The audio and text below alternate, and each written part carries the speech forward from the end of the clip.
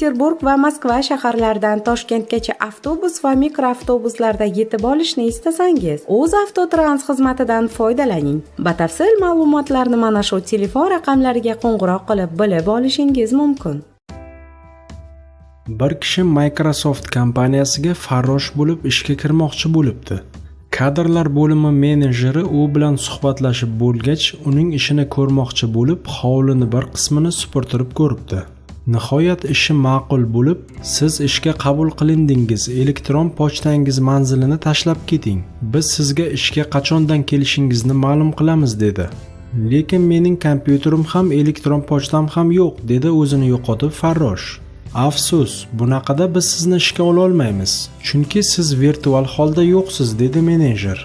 Cho'ntagida atigi $10 bor farrosh kompaniyadan xafa bo'lib chiqdi. Miyasiga bir fikr keldi-yu, 10 kilo pomidor olib uyma-uy sotib chiqishga qaror qildi. Puli 2 baravarga ko'payganini ko'rib, shu ishni davom ettiraverdi.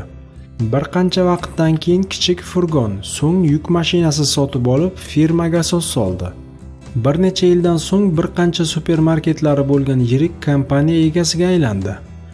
Kunlarning birida u o'zi va oila a'zolarini sug'urta qildirmoqchi bo'lib, sug'urta agenti bilan uchrashdi. Sug'urta agenti u bilan so'zlashib bo'lgach, elektron adresini so'radi. U odam bir necha yil oldingi gapini takrorladi. Mening elektron pochtam yo'q.